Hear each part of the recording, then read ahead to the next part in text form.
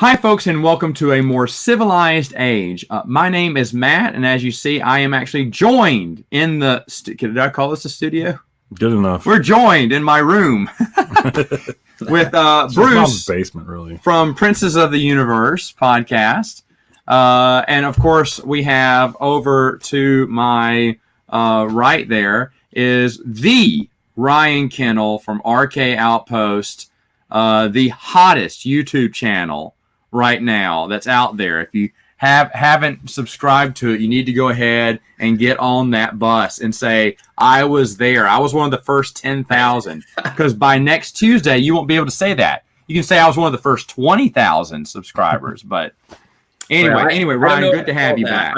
I'm just glad that my mom let me have the basement for a little while, so I can record with you guys. So. Okay, well, we did this on my podcast years ago, about 3 years ago, actually, or 2 years ago, when Last Jedi came out, and I had Bruce on one end, and I had my buddy, Wes, who hated the movie, and Bruce liked the movie, and so they had a civilized conversation, one really debate. It was a conversation more like this one, where one person hated the movie, and the other one was like, man, it was okay. And so that's what we're doing here, since we couldn't get Matthew, the Geek's Addict, because he kept saying, well, guys, I don't even know if I remember the movie that much. Yeah, it was so good, you forgot it all. Yeah. So, I mean, and plus, this unwarranted feud between the Geek's Addict and RK Outpost, I don't know when it's going to stop, guys. It's just boiling up. I'm here at the table. I'm ready to discuss. I know you're here, and then Matthew's like, deuces. I'm not arguing him. I can't defend Rise of Skywalker. It's hard for me to find people to defend Rise of Skywalker. I mean, look, I had to get Bruce. Yeah. It really makes that 86%. It won't be very passionate. Yeah, it really makes that 86% score on Rotten Tomatoes that's been frozen there ever since the beginning. That people have been able to scrape reviews and find fake reviews. It makes that even more puzzling when you can't find anyone who really likes this movie. That's true. Man, I can find people that don't hate it. Yeah, that's true. That's just what we get. I would say this, I took my oldest son to see it. Now he's 20, and he liked Last Jedi a lot. Like, actually, all my kids liked Last Jedi. He walked out of Rise of Skywalker saying, I'm done with Star Wars. Ooh, wow. That was the first thing out of his mouth when it was done. All right, so how we're gonna start this off is, Bruce, I want you to talk about the things that you liked about Rise of Skywalker. What did you like about it? Pick a point. Ryan, you can agree or disagree and tell me why.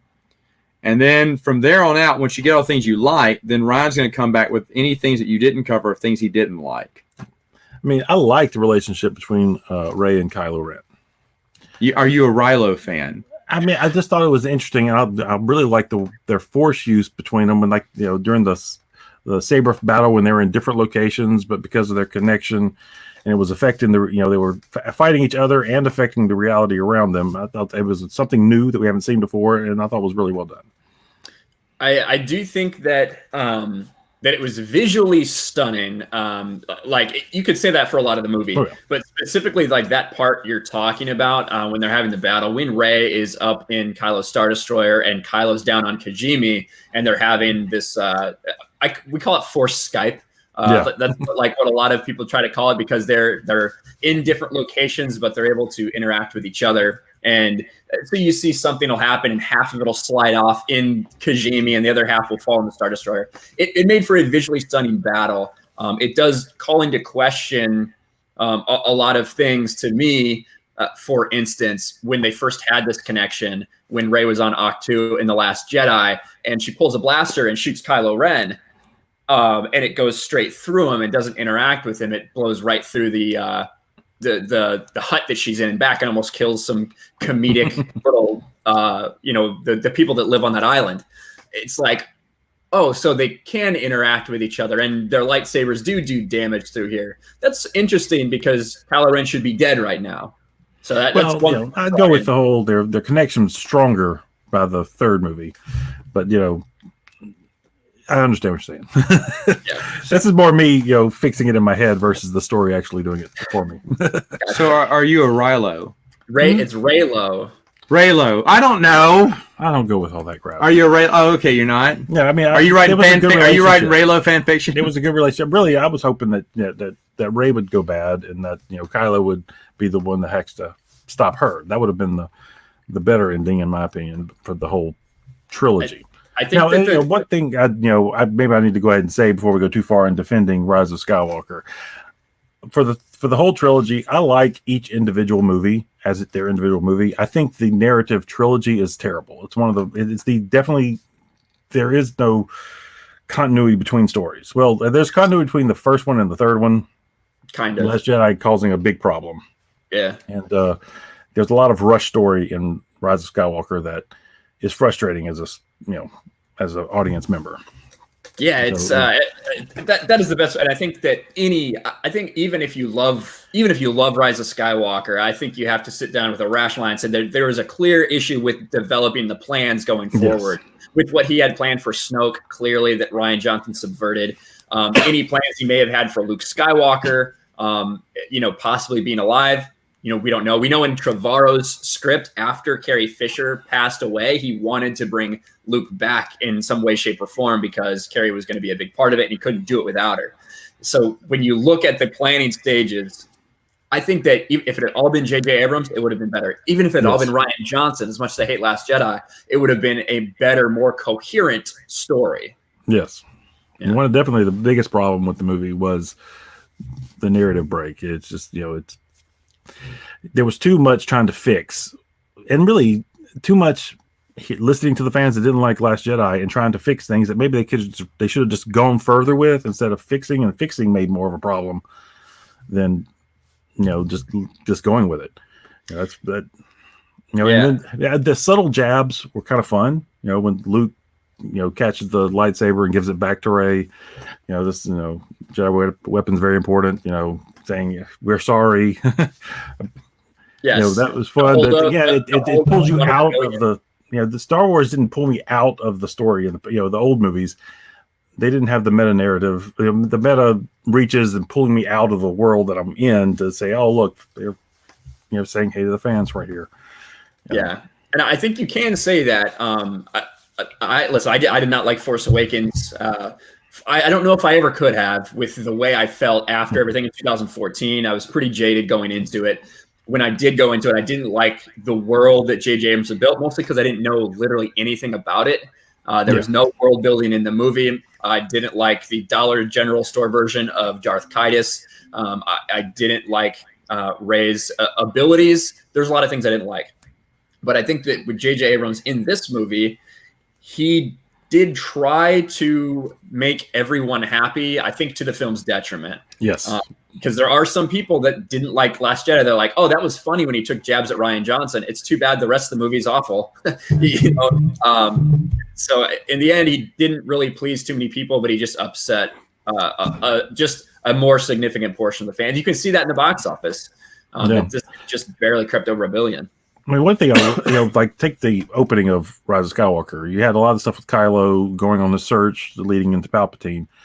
It felt like that should have been the second movie because there was a lot of neat ideas being thrown out. You go and actually have to read, extra source material to find out actually what's going on there with, him going back to Mustafar and, and who all the characters are that he's, coming in contact with. It sounded like there was a really good story there. Maybe that's in the longer cut. They say that, they cut out 45 minutes. He wanted to make possibly 2 movies to, JJ wanted to make 2 movies possibly to tell his story. But that kind of leads to things I like about the movie and things I don't like at the same time. There's a lot of good ideas that are not fully told. Well, all right. So what's another thing that you really liked about Rise of Skywalker besides the end credits, and you knew you could leave the theater by then? I like the visuals of Palpatine. I like that whole. Can we please call him Sheev? Because y'all call him. They don't call him Sheev in the movie. I don't have. In your new universe, his name is Sheev. So I insist that you must call him Sheev. They have. If it's not on screen, it's not canon. Oh, okay. I'm sure Matt Martin would agree with that. All right. So anyway, what else did you like? What did you like about Palpy? I mean, it was just good visuals. I mean, it was very horror feel to him. The blind eyes hanging from that arm, The Assassin's Creed like arm, like from that movie. Yeah. I was thinking Hellraiser 2 with that new Cenobite at the end. Okay, so you like the ambiance of his room. Yeah, it was nice. It was cool. Okay, I'm talking about. Yeah, I like the pretty You lights. brought in the wrong person. I like the pretty movie. lightsabers as they fly across the screen. Okay, These are the things you give me have to- something else then. These are the things you have to Whoa, pick. hold on. Visually, Ryan, are there some great visual moments? You would agree You with already said that. Yeah, I would agree with that, and I think that's J.J. Abrams' shtick, right? Yeah. He likes these great grand visuals, and unfortunately, I don't know if he sacrifices it or if he's just incapable of telling like an actual story with depth. That's not just a mystery box and MacGuffins, and that's literally all this movie is. There's literally like 3 MacGuffins in it, and it just keeps going, and it's. We'll talk about what we hate, but the visuals, as far as Palpatine, we'll talk about Palpatine being back and how that was explained. But the visuals of him and like the lightning, the seizure warnings that they needed before, it was definitely a different feel for Star Wars. It was like a horror feel, like something I could see in like Red Harvest or Death Troopers. You know what I mean? But something different to bring to the screen. I didn't necessarily enjoy it or hate it or anything. It just kind of, you could understand they were trying to set that stage. Let me ask both of you this, and I really wish Matthew from the Geek Saga was here because this is a question I wanted to pose to him. If he didn't hate you so much, I'd be able to ask him. But is it one of those movies that tricks you, would you say? Like at first you liked it more and then you gave it more thought? Because I'll be honest, what was it called? What was the first remade Aliens movie? Aliens Resurrection? No. Yeah. What was the Alien 3 Resurrection? No, Alien 5. Prometheus fooled me. I walked out of the theater going, that was a great movie. And then the more I thought about it, the more I got pissed off. I was like, wait a minute. That movie made 0 sense. But it fooled me because, there are some great scenes. There are some great moments.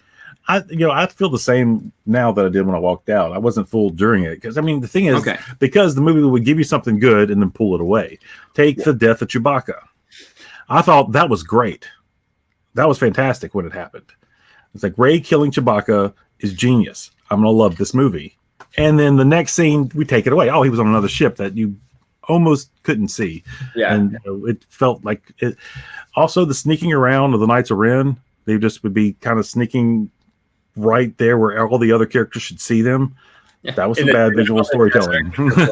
With their black outfits in the middle of the desert. The Chewbacca thing is a great point because I do think one of the things they tried to do in this movie that they haven't done in the first 2 is give Rey some sort of struggle. That would have been great. Accidentally killing Chewbacca was brilliant. Yeah, and so her struggle in this movie is is like her struggle with the dark side of her. That's what it's supposed to be. How powerful would it have been if they had actually let her kill Chewbacca in anger like that? Or even if they had given us 30 minutes to think Chewbacca was dead, instead of the very next moment, the very next giving her more time thinking that she had done it. Exactly. They got to fix it all. And, then they do it again with C-3PO, erase his memory. Oh my goodness. They killed C-3PO.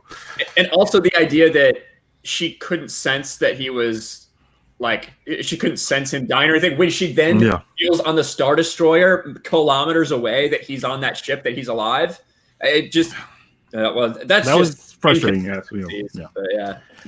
Tell him what you told me about C-3PO's sacrifice. But, they ruined it later they give C-3PO his first heroic moment in all the films. And he sacrifices himself to give, ultimately knowledge that they don't really need, and it really doesn't matter that he did it. But but it was, in the moment, he was sacrificing himself for a big reason. And then, of course, R2 has the backup. And so it erases his sacrifice because he's backed up to before he does it. And so he never really did that as, his character moving forward. And it's not even a sacrifice for to get you the feeling of him sacrificing. They do it for comedic relief so that then he can be like, oh, this is Babu Frick, one of my oldest friends. And again, like Chewbacca, they don't even give you time to think it might be real. They say, well, R2 has a copy of it. He's like, well, those are unreliable sometimes. It's It's like Except as soon as they say it, you know, well, okay, it's gonna be fine. yeah, there's no stakes, and that's the thing about this movie is there's really no stakes. No one really dies in this. You lose Snap Wexley. No one gives a crap about Snap Wexley. Evidently, we lost Nia Nub, maybe, depending. I might have liked Snap Wexley before the Aftermath novels. After that, you know, I just want them all to die. Yeah, but I would have been okay with some people dying, honestly, other than... We need more death, yeah. More characters should have died. Especially since nobody wants to come back for any more movies. You know, why not? Yeah, exactly. There's no way they're getting these people together again. There's no way people are going to be invested in this story. The story's dead. Star Wars just needs to start over, basically. That's what this was supposed to be. And now you've seen a complete disinterest in the story of these characters from the sequel trilogy because of what they did to the legacy characters during it. Mm-hmm.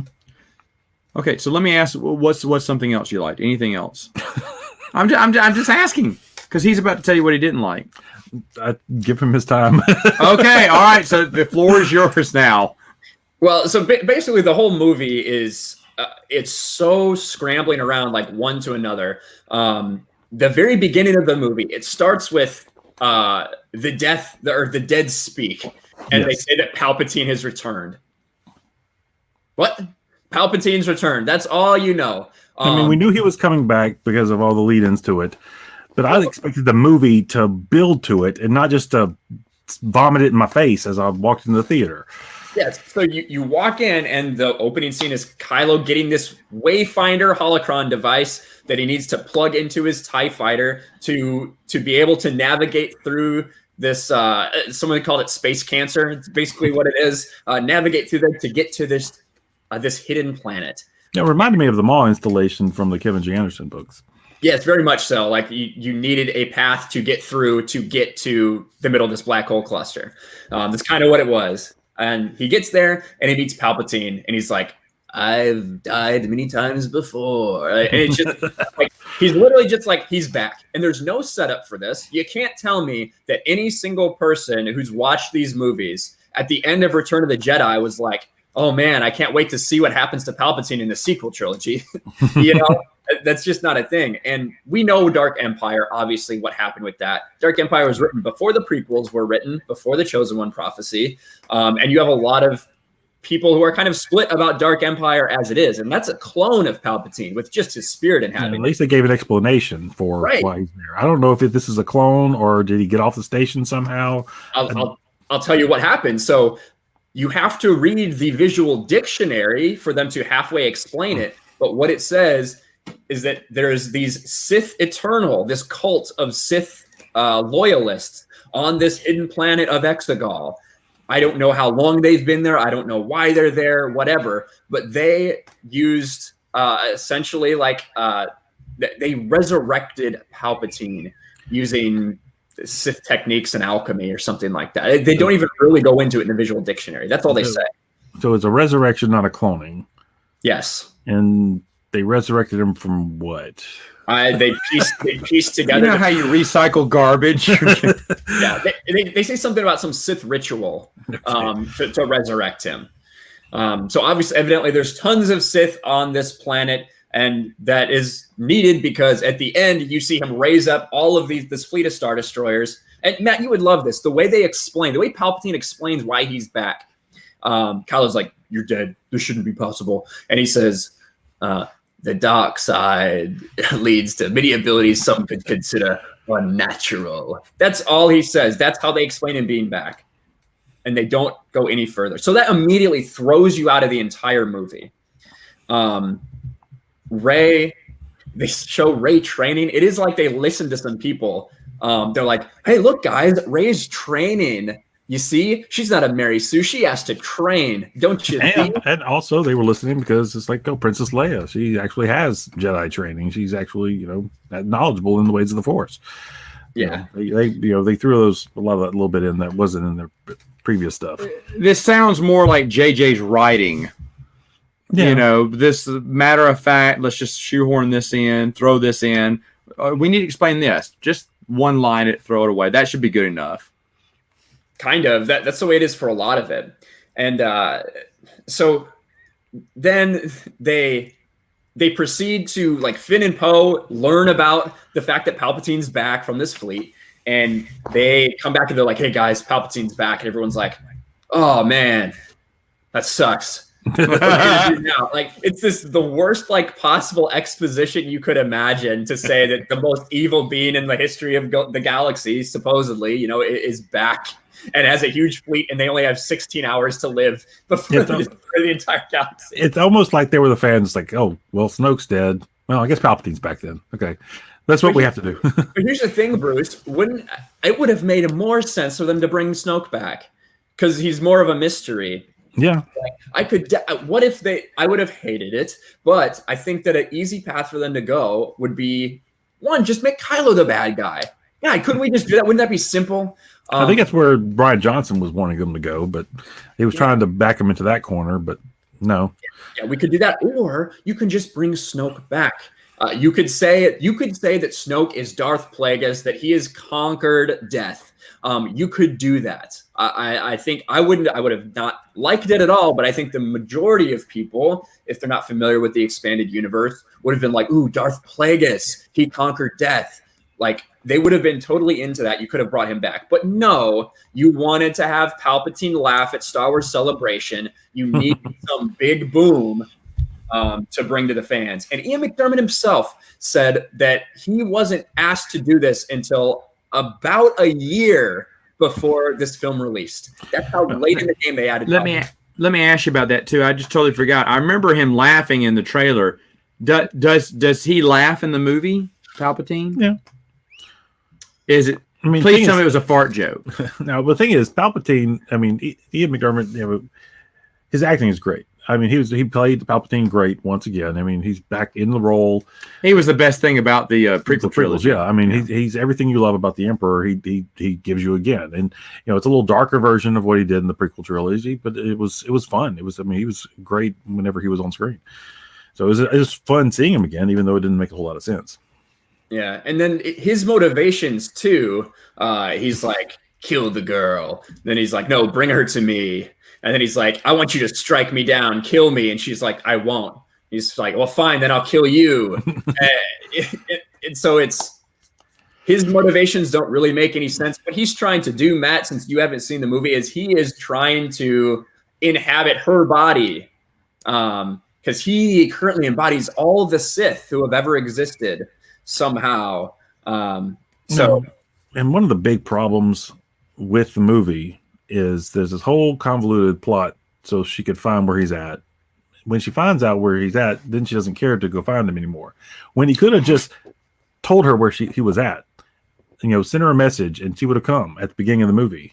Except we had this waiting for you on the planet blank. We had to find all the pieces and connect the map, and then you needed this chase. You needed this. Oh, well, we need to find a wayfinder, so we need to find Uchi, the assassin, so we can run around this desert planet and have a bunch of aliens that you see and have a chase scene. And then we have to find the dagger. Then we need to go to the Death Star. You guys remember the Death Star, right? It blew into literally 1 million pieces, but here's half of it just happens to be sitting here, still fully intact, transparent steel, still fully intact in the throne room somehow after a nuclear explosion. What I want to know is why the knife had the map of the wreckage of the Death Star, and you had to be standing at that one spot, or it wouldn't, you know, realistically be able to work. And how did she do to stand in that one spot, and the wreckage just happened to fall where this ancient Sith dagger could point to the throne room? And why they would have gone? If you're looking for something in the wreckage of the Death Star, why wouldn't you go to the throne room to begin with? I can answer that. Matt Martin said that they're not about continuity; they're more about good storytelling. No. Yeah, the thing is, good storytelling has has lots of questions that are answered and not just thrown at you. And you know, it was J.J. So real quick, Ryan. Let me ask you: your son, your oldest son, is almost a movie snob in a way, right? He's getting there. Okay, did he see it? Rise of Skywalker. No, Liam's the one that watched it, and he's the one that Jackson did not want to see it. He didn't go see it. Oh, really? Yeah, he wasn't interested. Oh, wow. The thing is, he liked, but all my kids. Jackson's 17. Jackson's 18. 18 didn't want to see it. Had no desire. He liked Last Jedi. Wow. But because he was hearing all the reviews and just like, not interested. He didn't want to waste his time. So Liam wanted to see it. Liam wanted to see it, and his first words were, "I'm done with Star Wars." Oof. Yeah. Well, and the thing is, we haven't even talked about the new force powers that are introduced in this, namely force healing. Well, I suppose that was that's not new. Well, I've heard a lot of people complain about the force healing, but we lived with that in the expanded universe. I mean, I'm fine with that. Not like we saw here. We've never seen that before. Come on, Bruce. With the exception of Cade Skywalker's ability, his dark transfer ability, and then the mechanics of playing a video game where you're Kyle Katarn and you cast Force Heal. With the exception of that, we haven't seen people sit there and without meditation and like hours of concentration just be able to magically heal wounds that would kill you in an instant. Though I would say, we learned that they can do that with the weird snake thing. And then, then Poe is hurt. We ignore that. But then Kylo is injured, so we have to bring it back up again. And right. So it's like, she's selective in how she's using the force power. I mean, with Poe being injured next to her for, 15 minutes of the movie, I mean, why did she ever just say, "I'll help you too"? I mean, just help everybody that's hurt around, or does she wait? I don't know. It was like poor choice of use. Yeah, because Han could have really used that in Episode 7. She wasn't close enough, and she didn't have the power. Oh, okay, didn't have the power back. She learned the power from who? Well, Bruce, if you read the visual dictionary, she learned it from the ancient Jedi texts. Which does, make it puzzling. If these texts were all around and everybody knew about them for so long, why weren't people using force healing for forever? You had poor Qui-Gon. Obi-Wan should just force heal the poor. Luke's there going, wait a minute. Oh man, I really could have saved Dad in Episode 6 over this. Yeah, dang exactly. it! He would have to sacrifice his life. I missed that sentence when I was on Dagobah with Yoda. Which is how she fixes the lightsaber crystal. In fact, she uses force healing to heal her kyber crystal. I was just going with they magically brought it back. I didn't want to hear force healing of crystals. Yeah, so I do think that force healing is an issue. And some people try to explain away, well, it's part of the dyad, like they have this power. Well, one, she does it to the worm. Two, we see the child, baby freaking Yoda, using force healing in The Mandalorian, decades before this at this point. And so how did he learn it? Did he read the ancient Jedi texts? How the heck did this dude learn it? I just assume because of his race, it's natural instinctive. But we'll have to wait till season 2. Yeah, sure. So it was a problem for me. Unless you're saying that, the dark transfer ability seemed more like what we saw at the end with Ben Solo and how he brought Rey back literally to death. So that's an issue for me. And then the force dyad, just that was dumb. Explanation for like all their power or like how powerful they are. They should come up with something better. I mean, it's fine if they're going to say there's some kind of connection that makes it special, but force dyad, never heard of anything like this. This is brand new and just randomly thrown in. No build up towards it. Just, hey, here's a word, dyad. It means two somethings and or two people. So yeah, that's what it is. And then, again, it seems like I feel like Finn, like John Boyega's character, was a big missed opportunity in this whole series. Yeah, and I think a lot of people, I think he agrees. And I mean, it was a great idea. I love the idea of a stormtrooper defecting, but they did zero with it through all 3 movies. Even the first movie, it was kind of a waste, and then even less with it moving forward past that. At least Poe was fun. It wasn't very Star Wars with his humor, but it was funny. It just didn't fit the universe. That whole call thing at the beginning of Last Jedi was not the humor I expect in Star Wars, but it's funny. The your mama joke. Yeah. I do think that like with Finn, you had an opportunity after Force Awakens. People were intrigued, right? Because you had this character who defected. He didn't know much about himself, but he knew he was scared and wanted to get away. He then becomes someone who at the end is willing to stand and fight for someone he cares about and something he believes in. He's found something he cares about as a character, which is an intriguing story. However, then in The Last Jedi, he has the literal same exact arc as he did in The Force Awakens. To run away. and then here he's just, again, relegated to someone who is running around screaming Rey. and evidently he's Force sensitive. That's the rumor. Well, that's confirmed by Chris Terrio and J.J. Abrams. That's what he wanted to tell Rey, is that he's Force sensitive. So that's so dumb. The way they're both about to die, he's like, Rey, I want to tell you something. That he's Force sensitive? No, that was the whole thing. With the only reason he'd be saying it at that point is if he's going to say I love you. But at the same time, you got the problem with the Kylo thing, so you don't want to say he gets cut off, friend zoned. But why would he be desperately trying to say before they possibly die that hey, I'm Force sensitive? That was not well done. Yeah, and then the entire, I guess, just apart from like a storytelling and a lore and what it does to legacy, just the structure of the movie, the fact that it's so built on this MacGuffin and this constant chase and the convenience of it all. Oh, well, we only have 16 hours. Again, this whole movie happens in 16 hours. So The Force Awakens takes place over a few days. Last Jedi takes place over hours. This movie takes place over hours. They've shrunk the universe so they can get. I mean, there was definitely a problem I had with Last Jedi. We were able to, leave the fleet, go to these other planets, do what they were doing there, getting arrested and getting freed, and then traveling back through, I guess. How close are these systems? It's like they made Ang T like the Ang T hyperspace route where they just like pop into existence. That's kind of what it feels it's teleportation. like. Teleportation. It's like they're moving way too fast. If you're going to have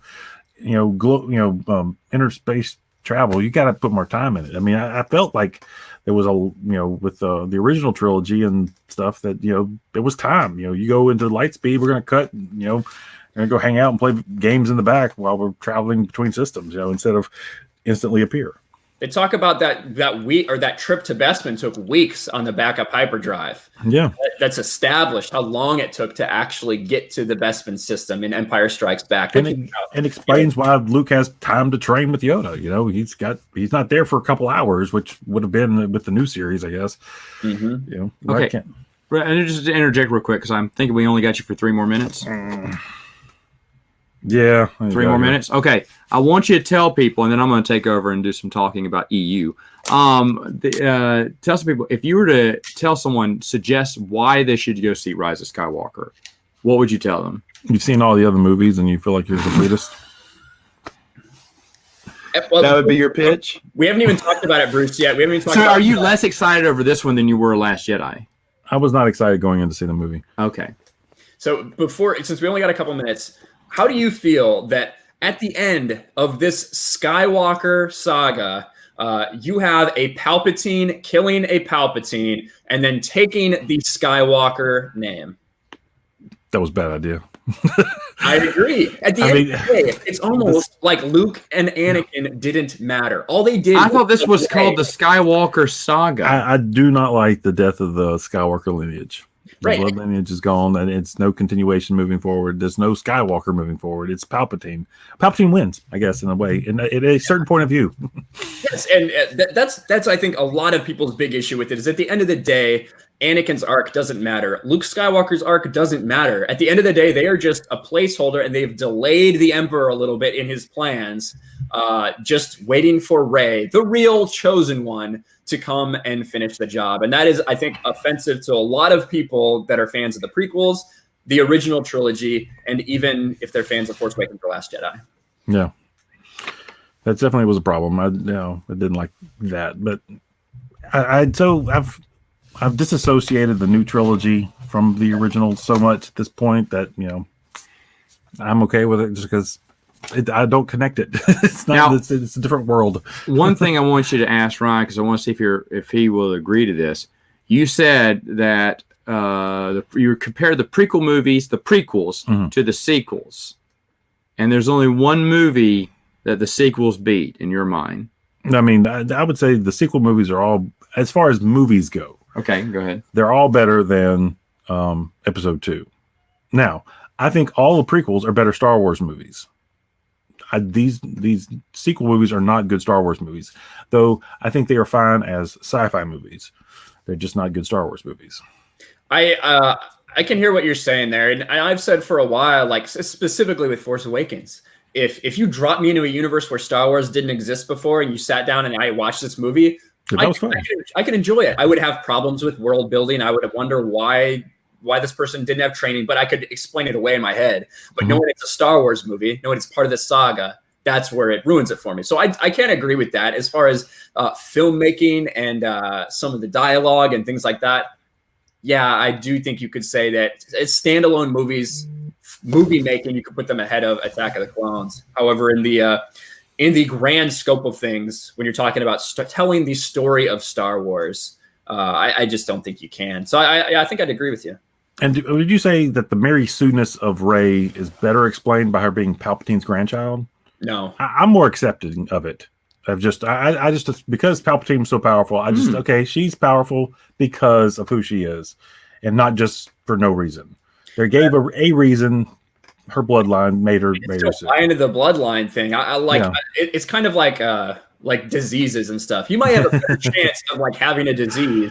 You know what I mean? But like you've got people like Kip Duran who are extremely powerful in the Force. His dad was nobody, and that's fine. But the thing is, at least there's a reason now for her to be a Mary Sue versus random person on planet that can magically do everything all of a sudden with no reason. At least there is a reason, and I think it's a better reason than her parents being nobody. At the end of the day, to me, you got to look at Anakin and the fact that he was the chosen one. He had the highest midichlorian count in history, and he was not, at age 9 or 10, he was not sitting there mind tricking people using the. But she was 20, and that's a big difference. Maybe if Anakin would have gotten that age, he could have done all that stuff too. Maybe, I guess, yeah. But yeah, all right. Well, he's got to go, so I'm going to take over here. Thank you, Bruce. Nice meeting you, Bruce. All right, so thank you, Bruce. Just close the door on your way out. Appreciate it. All right, so I'm going to continue that. I didn't have anything to say about Rise of Skywalker, so I haven't seen it. But clear for everyone watching, I may my view may be a little jaded. I didn't get the theater experience for Rise of Skywalker. I watched it from this seat right here, right in front of my computer, because there's no way I'm going to pay for any of it. Well, the key thing is that, and you admitted to this, and I'm glad, because this is one of the questions I really wanted Matthew on here because I wanted to talk to him too about it. But you said you did go in after episode 7. You were a little bit more jaded when you saw the other movies. So the anticipation wasn't there. It's just the expectation had changed, had altered. Like you went in thinking I'm going to see garbage. Yeah. And I'm glad you're honest with that. A lot of people try to convince me, no, I came in with a totally clear mind. No, dude. Oh yeah, you're a big Expanded Universe fan. I know you hated the first one. You went in there purposely, so that's good. That's good. And I'll be honest, I'm the same way. People keep saying, Matt, I really wish you'd watch the sequels and tell me what you think. You know I'm gonna hate them. You know I am. I know I am. So what's the point? All right. Well, thank you for that. Now I have 2 light EU questions I'd like to throw at you. A little palate cleanser. A little palate cleanser for everyone watching there. The first one, and I'll answer first to give you time to think. I get this question a lot. An author that I would like to see write an expanded universe novel who has not written one. There is really only one for me that pops to mind, and he popped up the first time, and I'm still sticking with him because I think Brandon Sanderson, who does a lot of fantasy, he also finished the Wheel of Time series for Robert Jordan when Robert Jordan passed. He did a fantastic job picking up into someone else's world. This is why I picked Brandon Sanderson, because in his own right, he's written some good stuff. But when he goes into Wheel of Time, which is, Robert Jordan's baby. Of course, Robert Jordan's no more. He comes in, you're thinking, man, what is this guy going to do? There's a lot of pressure. You're replacing a modern day Tolkien-like person here. And not only does he write the story well, but actually a little bit better than Jordan was. And maybe, I know he was using Robert Jordan's notes, but I think he wrote a better ending than Robert Jordan even would have.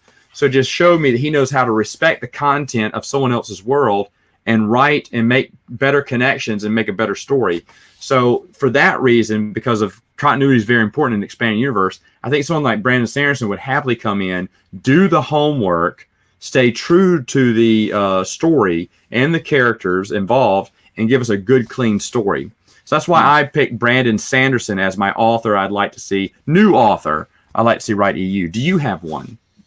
That's a good question. I think that So one person comes to mind, and it wouldn't even necessarily maybe be for me. It might be like a young adult kind of series. That's fine. Have you read the Percy Jackson series? No, I have not. I know people love it. Yeah, so Rick Riordan, I think that's how it's pronounced. He's done a couple things. He's done the Percy Jackson series. He's done a sequel to that called The Gods of Olympus. He's done ones based on Egyptian mythology in the same kind of way, and also on Nordic mythology. Same kind of story with like a younger, like in their teens, kind of growing up, coming of age in this world where these mythical things do actually exist, and they're kind of learning to deal with it. Right. And he's someone who had clearly done a ton of homework. Also did Roman stuff as well. So Greek, Roman, Egyptian, Nordic mythology, and things like that, and tying it into an interesting story. It is a little childish, because that's who it's kind of geared towards. But that's someone who has entertaining writing. Couple political statements came into his later books. He got a little bit of pushback, so maybe he wouldn't bring that in. But as far as someone who I do think would like do the homework and get in there and could write it like an extremely interesting story and get you engaged, I think that would be cool. Maybe not for people like our age, but I do think it would be a fun way to get tons more people involved in the expanded universe like that. Well, shoot, if you look at it, Jude Watson was hugely impactful in getting people in. And I love John Whitman, too. John Whitman, Ryder Wenham, all wrote children's novels and children's stories. Dave Wolverton wrote a few too, one or two, and they all did it. Even Elizabeth Hand, who wrote the Boba Fett books, most of them. Yeah, I think Terry Bisson. Go ahead. Yeah, Jude Watson and Ryder Wenham got me involved in the EU with their Jedi Apprentice books. Oh, wow. That's how I started. I bought all those Jedi Apprentice books to learn about that relationship between Obi-Wan and Qui-Gon right after the prequel, right after Phantom Menace came out. Mm-hmm. And then when my uncle saw me reading these kids' books, he handed me Heir to the Empire and the Rogue Squadron series. That was my introduction. Wow. So this is kind of leading into my second question. This is really good. I talk to people. I've told people before, these books just aren't close to me because they're good stories, but this is my life. I grew up reading all of this stuff. And so, and in my mind, a lot of these books, I can tell you exactly where I was when I read them, okay? Or what I was doing when I read them. So the question I have is, do you have a reading the EU books memory? And let me explain.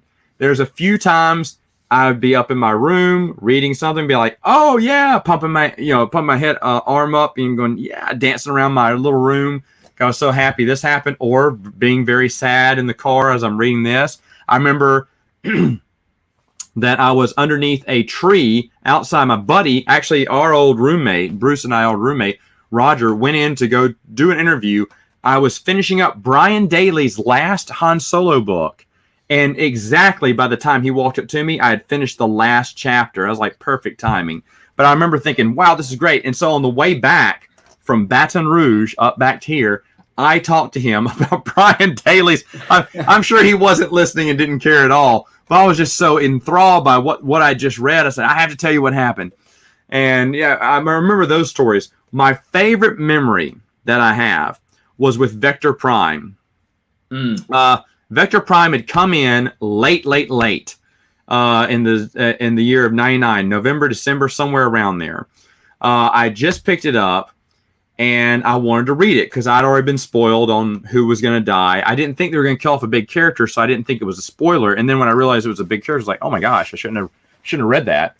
And so, because back then Bantam never would do anything like that. Yeah. So it was all happy-go-lucky. It was, you knew what was going to happen at the end. Everybody was going to be safe. Yeah. Yes. Everyone, whoever got kidnapped, everything's going to be happy in the end. It's going to be okay in the end. There are a very few that I off the top of my head, I can think of 2 exceptions where they didn't make it back. Which was a big deal for Bantam. Those were big times when that happened, but it didn't happen that much. And then Del Rey's like, we're going to kill someone off every book. But I remember reading this at my graduation. My college graduation was December of 1999, and I didn't want to go. My parents made me go because they wanted to see me walk. And since Dad paid for most of my college, I guess he deserved that. because I was too stupid to get a scholarship. And I actually paid for some of it myself too. But anyway, I was like, well, yeah, let me go ahead and walk. But I just hate it because it's a bunch of standing, sitting down, waiting. Listening to people just talk about something you don't care about. Yeah. The future is you. There you go. Just say that and just let us go. And then plus my name's Wilkins. So I'm one of the last people that's going to walk up there it was the largest graduating fall class ever in the history of the college. And I was like, this is awful. So I brought Vector Prime. And I remember sitting there reading and being enthralled. The governor, or the guy who would soon be our governor for years, was speaking. I remember he was speaking. I don't know a thing he said. All I remember was I stood up when they asked my row to stand up, and I was still reading it. I tucked it in my robe and accepted it. I couldn't use my other hand because I had the book in my hand. But I remember waving at Mom and then showing her the book. I didn't tell her I was bringing a book, and she went, "Oh." Were you like at the part where they were at Serpentine and everything? Well, yeah, I was. Well, no, I didn't get that far because remember I just started reading it. But I remember I was at the part where they go on. They try to go through that asteroid belt in record time. He and Chippy do the smuggler, whatever it's called, Smuggler's Run or something like that. Yeah, something like that. And so the whole time I'm thinking, this is where he dies. A rock hits the Falcon and it spins out of control, and Han wakes up and Chewie's gone, and you're like. Because, I knew he was going to die. So every chapter, I'm like, oh, don't die. But I'm so enthralled in this. And I remember there were two girls on either side of me. One was like, you brought a book? Like, oh, how unprofessional. The other girl was like, I wish I'd brought a book. I was like, look, if you can read, if you can keep up with me, I'll turn pages together if you want to read this. This is good stuff right here. But I just remember that was so much fun. To be in, I was lost in the world of Vector Prime immediately. Curled in horror when this pod seed drips through, Kit Duran's fighter and forms this globby face that talks about they're the Vong and like, oh, what's going on? You're creeped out. I was like, oh my gosh, and like they destroy his whole battalion. All of his friends, everyone's dead. You're like, what just happened? That's how they open up the chapter. I'm going, whoa. And I'm just totally into this, not even caring about my graduation, which is going on right now. So that's what I'm talking about, my memory. Do you have I was reading a book when?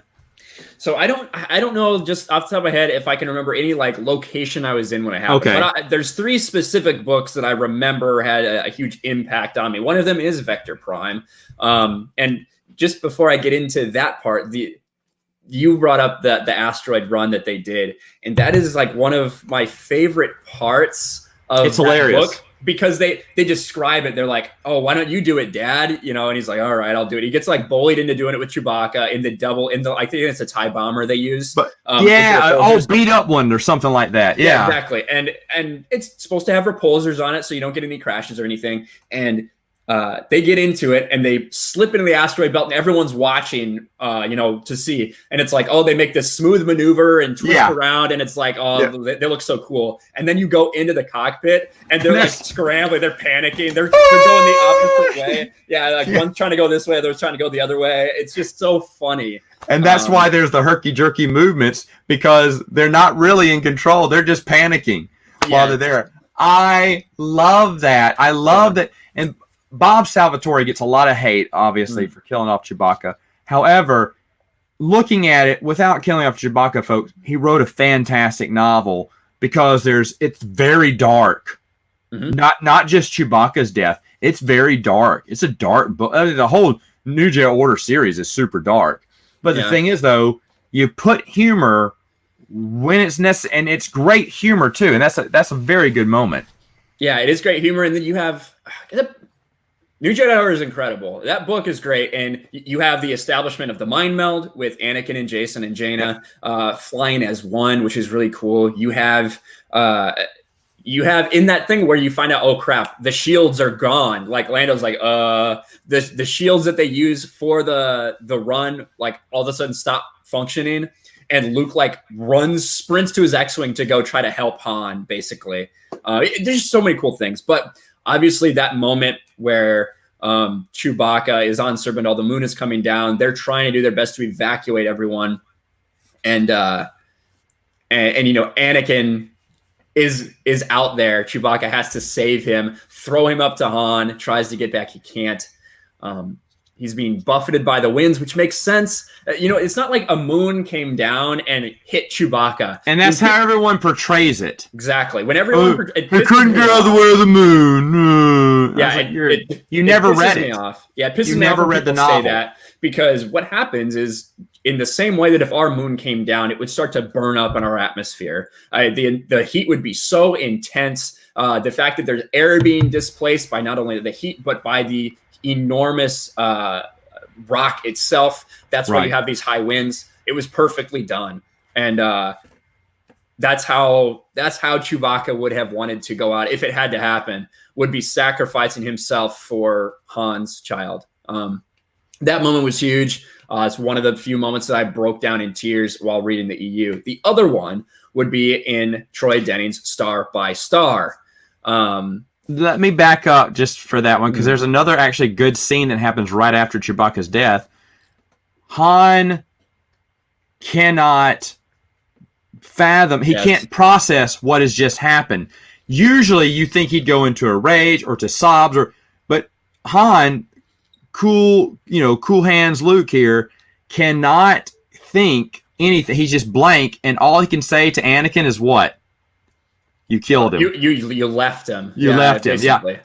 Yeah. Whoa! And you just threw that on your son, but you didn't. But it wasn't just it wasn't angry. It was, you left him. Like, I can't believe you just did that. But it Han wasn't anger, but it was blame for sure. It was blame, but it wasn't said in anger. At least I don't think it wasn't interpreted that in the book. It's like he's just sitting there stunned and like, you left him. Like, you just left him to go. And you think the anger's coming, but he's just so shocked. And that's exactly what happens when something sudden happens. You're like, whoa. You're shocked. You don't go into this thing. Very well written. Very well written. Okay, go to Star by Star. Yeah, I totally agree. And what we have there leads you all the way up to Star by Star. The guilt that Anakin feels by Han blaming him, even though they kind of repaired that, Han returns with it and they repair it, and Anakin knows he did the right thing. Like, Anakin knows. He even explains to Han in that moment, I had to do it. All these people were going to die. He didn't have a choice. Yeah, there was no choice. He didn't have a choice. But that responsibility and that guilt, and even by the fact that he is named Anakin, that all plays a part into who Anakin is. And you do a great job of explaining that through New Jedi Order. And then in Star by Star, you kind of see it coming, and you don't want to. You don't want him to die, but he has that moment where he basically just becomes one with the Force, as this like glowing being as he's fighting everyone off and sacrifices himself. And when he turns to Jason, who he's had this conflict with throughout the entire New Jedi Order series, throughout this entire book, and he turns to Jason, who, in a crazy way, Jason, although he's the older brother, has like come to respect Anakin almost, and holds Anakin up as like a hero. He turns to Jason and gives Jason command, and Jason in turn makes a sacrifice himself at the end of that book. That's amazing. And then the last one, and I know you have the same one, is in Invincible. Before you go to Invincible, I got to back up again. I'm sorry. The reason why that's pivotal, while Jason is respecting Anakin as his own Jedi, is because earlier in that book series, they had a disagreement about Centerpoint Station and how to use it. And it's funny because not only does that lead to it's crossing over. Anakin has always struggled over his name. That's from Junior Jedi Knights. I mean, we're talking Rebecca Moesta and Nancy Richardson set that up, and they're continuing that storyline. That what's it called? The crisis that Anakin's having to deal with himself growing up. They continue that from Junior Jedi Knights. And then if you kind of think about it, it's leading into what you're about to say with Invincible, how Jason feels. Yes. Wipe them out, all of them. They're evil. They should. That is the beginning steps of not a Jedi, someone who's walking into a more, actually in a gray area there, But he is all like, yes, use center point state, wipe them all out, kill them en masse. Yes. I am with, and so it's a little, which we should have back then. We should have been like, oh, Jason, really? But none of us were, because we're like, yes, they're the bad guy. You should do that. So it's kind of interesting how a seed, even though it may not have been on purpose, is planted to tell us the destiny of Jason. Okay, now go to Invincible. My bad. Yeah, well, that whole Jedi Knight series, or the New Jedi Order series, I talk about it all the time because of how impactful it is in all of Star Wars, in all of the EU, and what it meant going forward. But in the beginning, I hated Jason. Oh, I hated Jason so much. He was such a wimp. He was so uncertain. It drove me nuts. I hated the guy. And then he makes this change. And that moment that Anakin makes that sacrifice is very pivotal in that. He's this guy. He's so holier than thou. He's questioning all the teachings of Luke. He's questioning why Anakin's doing that. He's so irritating. And then it gets real for him when he makes that sacrifice, the same one that Anakin made, gets tortured by the Vaughn, comes back, perspective changed. We understand going forward that affects him. And even in the Legacy of the Force series, he names his Star Destroyer the Anakin Solo.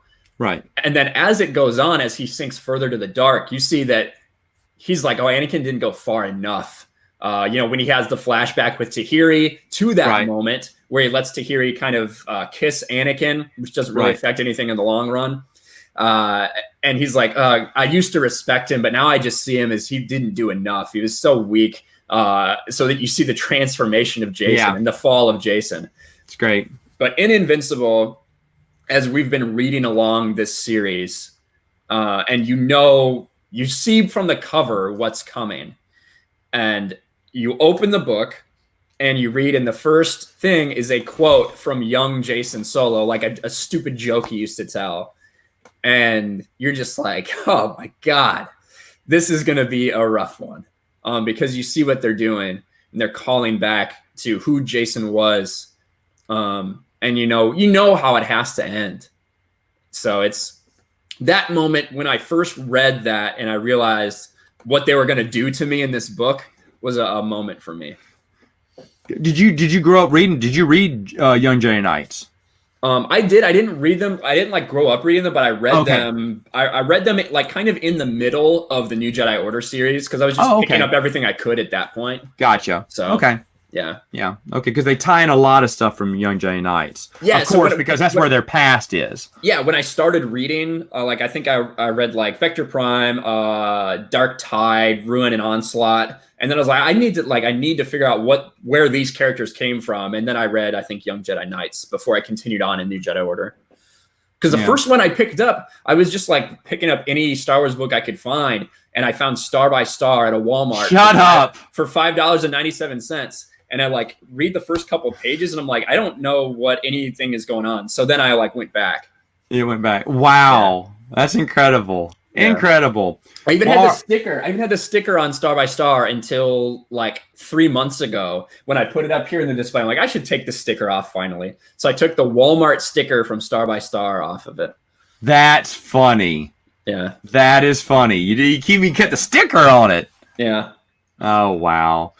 All right. Well, there you go, folks. There's our More Civilized Age. Sorry, Bruce couldn't be here the whole time, but he had stuff to do. Ryan, thanks for being here. He ran out of ways to defend the Rise of Skywalker. He ran out of ways, just like in Last Jedi. But okay, we couldn't find it. We tried to find people. I tried, but he was the best we could get. And he said, "Well, dude, I mean, I kind of like." I said, "Oh, whatever." He's he's a new canon apologist, is what he is. Oh my gosh. He reads the new stuff and likes it, but he will not defend it. It's like me with the prequels.